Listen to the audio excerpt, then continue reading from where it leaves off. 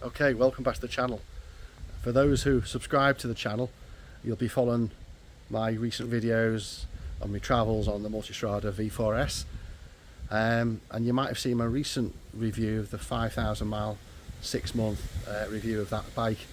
If you were listening carefully, you might have heard me say that I'm actually talking and looking at something else. Well, if you can hear me over the wind in the background, I'm going to show you precisely what I've been talking about. Here we go. This is my new Multistrada V4S Pikes Peak, and I am over the moon with it. This is actually the bike I was hoping to get when I got my V4S 6 months ago, but just couldn't get the right one at the right price. Preston Ducati have looked after me, and I've got a great deal that I'm happy with, and here she is in all her beauty. I've literally picked it up yesterday. I've done 25 miles from the dealership back home, so I've done mostly motorway and about 5-6 miles on the twisties, and wow, I am uber impressed. Bearing in mind I hadn't actually had a test ride of the thing, so I was buying it blind. I'm so relieved and pleased. Obviously I'm going to do some videos around the bike, but I just wanted to introduce you to it now. Obviously key differences between this and the V4S: it's a completely new suspension setup with full automatic O-lins, single-sided swing arm, Moschino forged alloy wheels, all saving weight. It's got the same engine as the V4S. This has got the single standard OEM exhaust, so that's getting changed to the full Ducati system next week.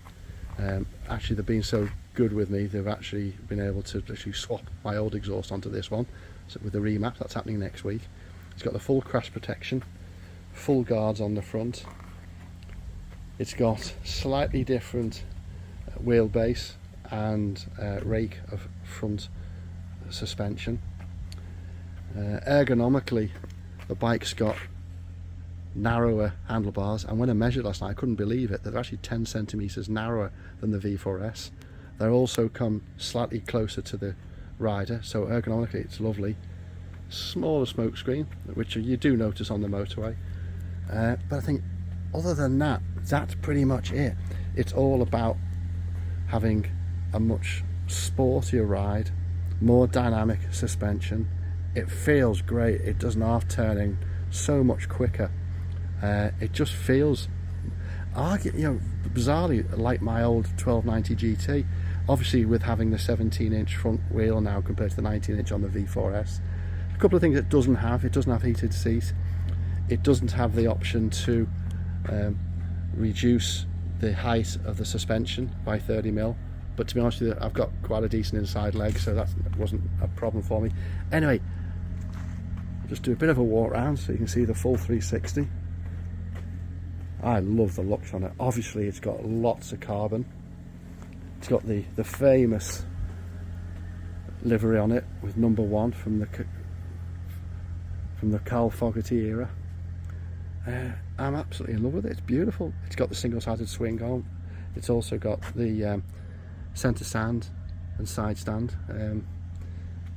It's got this. It doesn't come with the panniers, so I'll need to sort that out, but I'll do that next year. But yeah, I'm loving it. Anyway, I'm looking forward to riding it. It's now Wednesday afternoon.